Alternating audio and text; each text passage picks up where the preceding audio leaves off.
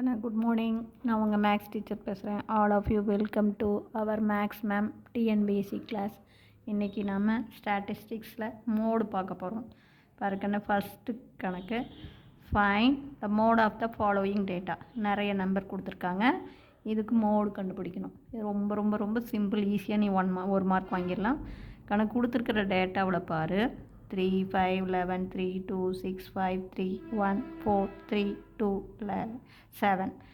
இதில் எந்த நம்பர் அதிக தரம் ரிப்பீட் ஆகுதுன்னு பாரு. இங்கே பாரு, 3 வந்து 4 டைம்ஸ் வந்திருக்கு. 1 2 3 4.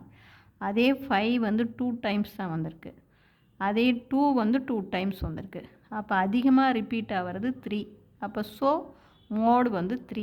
எந்த நம்பர் அதிகமாக ரிப்பீட் ஆகுதோ அதுதான் நமக்கு மோடு. சரி, அடுத்த கணக்கில் பார். 7 1 3 7 4 1 2 7 1 5 6.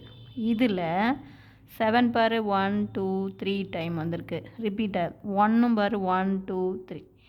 அப்போ ஈக்குவலாக ரிப்பீட் ஆகிருக்கு. 7ம் 3 டைம் வந்திருக்கு, 1ம் 3 டைம் வந்திருக்கு. அப்போ மோடு 7, 1. 1ம் மோடு தான், 7ம் மோடு தான். நீ 1 மட்டும் எழுதியிருக்கக்கூடாது. இந்த கணக்கில் அதிக தரம் வந்திருக்கு.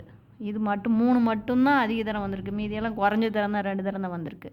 ஆனால் இதில் ஈக்குவலாக 1ம் 3 தரம் ரிப்பீட் ஆகிருக்கு, 7ம் 3 தரம் ரிப்பீட் ஆகிருக்கு. அப்போ 2 நம்பரையும் தான் நீ சொல்லணும். மோடில் 7, 1 அல்லது 1, 7. சரி, அடுத்த கணக்கு பாருங்கள். 1 5 6 7 9 10 11. இதில் எந்த நம்பருமே ரிப்பீட் ஆகவே இல்லை, ஒவ்வொரு தரம் தான் வந்திருக்கு. அப்போ என்னென்னு சொல்லணும்? No mode. புரிஞ்சுக்குதா? 3 மாடல் சொல்லியிருக்கேன். அதிக ரிப்பீட் ஆகிறது தான் மோடு.